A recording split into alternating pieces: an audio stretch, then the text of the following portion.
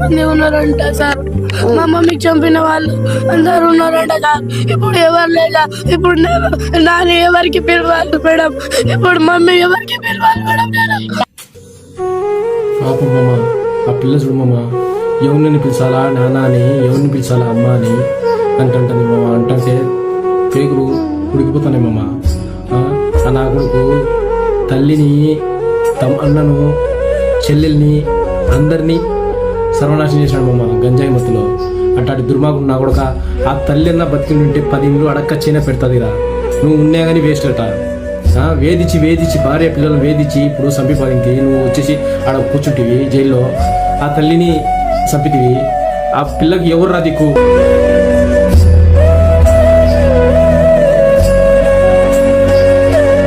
పిల్లను అనాథం చేసినావురా.